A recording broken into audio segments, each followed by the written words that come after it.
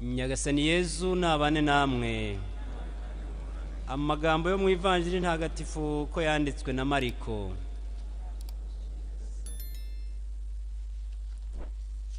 Muri ico gihe umubembaza agana Yezu apfukama imbere ye amwinginga agira ati bishatse wankiza. Yezu amugirira impuhwe arambura ukuboko amukoraho avuga ati ndabishatse kira. Ako kanya ibibembe bimuvaho arakira. Yezu aramwihanangiriza amusezerera ako kanya amubwira aturamenye ntugire ubibwira ahubwo genda wiyereke umuhereza bitambo kandi uture ibyo Musa yategetse abahumanuwe maze bibabera icyemezo cy'uko wakize. Wariko ngo amare kugenda atangira gutangaza no gukwiza hose iyo nkuru bituma Yezu atagishoboye kwinjira mu mujyi ku mugaragaro ahubwo yigumira ahantu hadatuwe akaba ariho abantu bamusanga baturutse impande zose. Iyo ni Ivanjiri ntagatifu.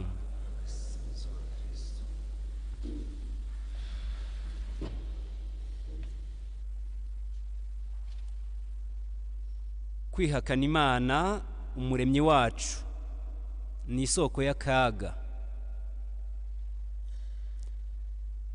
Iri somo rya mbere tumaze kumva yewe na Zaburi ni kimwe, Zaburi ya 94.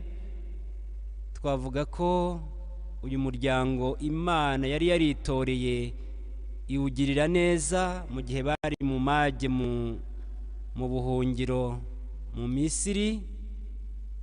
Yewe bohereza ubatabara ariwe Musa, ariko nticyabujije ko umutima wabo unangira rwose, bivumbura kuri Uhoraho, babaho nk'uko Uhoraho atahari, bibera mu byabo, yewe bikorera n'ikimasa, ishusho y'ikimana cyabo ngo kibagende imbere. Bagaragaje ubuhemu budasanzwe mu maso y'Uhoraho.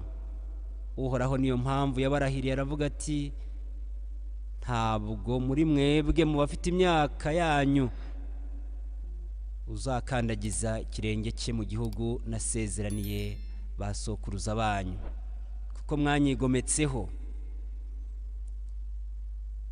Dushobora kubyumva gutyo tukumva ko Uhoraho yabahannye, ariko dushobora no kubyumva ukundi tukavuga tuti buriya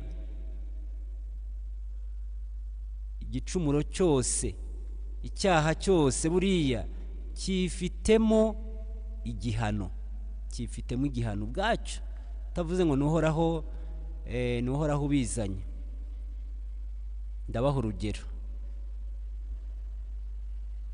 Umuntu akagenda akangiza imisozi, agatema amashyamba wenda, noneho n'imvura ikabura cyangwa yanagwa igahitana abantu. Aho ngaho umuntu ashobora kuvuga ngo Imana yabaduhanye. Aho Imana nta kintu na kimwe yagukozeho, ahubwo wanze kumva ibyo yakubwiye, twanze kumva ibyo yatubwiye, noneho ibikorwa byacu twebwe ubwacu igicumuro turavuga ko ari igicumuro kuko wakoze ibitagomba gukorwa, wakoze ibyo wowe utakagombye gukora ahubwo wagomba gusigasira kugira ngo ubuzima bwawe bugende neza. Ibyo rero ibyo wakoze nibyo byifitemo igihano. Ugusuzugura Imana rero kw'aba Bayisiraheli ubwabo, icyo cyaha cyifitemo igihano cyo kutazakandagira mu gihugu cy'isezerano. Bose bazashirira mu butayu. Uhoraho niko yavuze ati abafite imyaka yanyu ntawe uzakandagira mu gihugu nasezeraniye abasokuru banyu. Kuri uno munsi rero twe turashobora kubibona uko, tukabona n'ibindi byinshi ku ngoma yacu bigenda biba ku isi yacu. Dushobora kuvuga ngo Imana yaduhanye. Imana ishobora kuba itabigezemo uruhare ibyo ngibyo, ari wowe ubwawe, ari muntu ubwe, ibyo yakoze kwigomeka, kuko iyo atungana agakora ibitunganya akibuka umuremyi we yari kumuba hafi kandi yari kumufasha. Imyumvire yari kuba itumbereye yerekeje ku Mana, ku buryo ibimubayeho bitari kumubaho. Dushobora kubyumva uko nguko, kuko Imana iyo itugirira neza ikatwereka umurongo, buriya ibishaka ko tunabaho no kuri ino si turiho tubibayeho neza. Iyo rero twigometse tukumva ko nta Mana ihari, tukajya hirya yayo, ibitubaho ntitukavuga ngo Imana yaduhannye. Ntabwo yaduhannye, ahubwo twebwe ubwacu ibyo twakoze, ubugomeramana bwacu bwo kumva ko itanariho tukajya kure yayo, byatumye byibyaramwo ubwabyo ibyago bitugwirira twebwe ubwacu. Yezu Kristo aracyahari. Ejo twumvise akiza nyirabukwe wa Simoni wahindaga umuriro.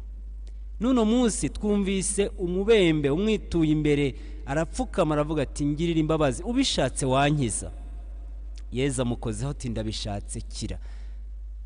Turebe neza ukuntu Yezu ahorana natwe buri munsi. Iyo tumuyobotse tukamenya ko ariho, tukamusanga, tukamenya wa mubare w'ibanga, tukagenda tumwerekeza, turakira kandi tugirirwa n'ubuntu mu buzima bundi bwa hano ku isi. Rero kujya kure y'Uhoraho bavandimwe ntabwo bishobora kuduha amahoro. Uhoraho ibyo atwereka ahubwo biduha n'uburere bwiza n'imico myiza ituma tubana n'abandi, tubana hano ku isi, ku buryo umurongo tuba twakurikiye bidufasha kubaho nta kujya kure y'Imana. Nta kujya kure y'Imana. Kubera iki? Imana ntabwo iduha amahirwe gusa, ntabwo itubwira ngo nidukurikiza amategeko yayo tuzaba abayoboke bayo, tuzagira amahirwe kuri roho gusa. Oya, ntabwo ari kuri roho gusa, ahubwo no mu mibanire yacu n'abandi, no mu buzima bwacu tugira amahirwe, tukabaho tunogeye Imana kandi tunogeye n'abavandimwe bacu n'abo duturanye, tukaba mu mahoro, mu busabane. Dusabe Nyagasani rero, Umukiza wacu aracyari hafi yacu, ntabwo aragera kure, turacyafite amahirwe yo kumusanga. Tumusange, tumubwira ati ubishatse watuba hafi. Ariko tukabivuga, tubishatse watuba hafi, ubishatse wadukiza, ubishatse wakongera ukatumurikira, twiyemeje kukuyoboka.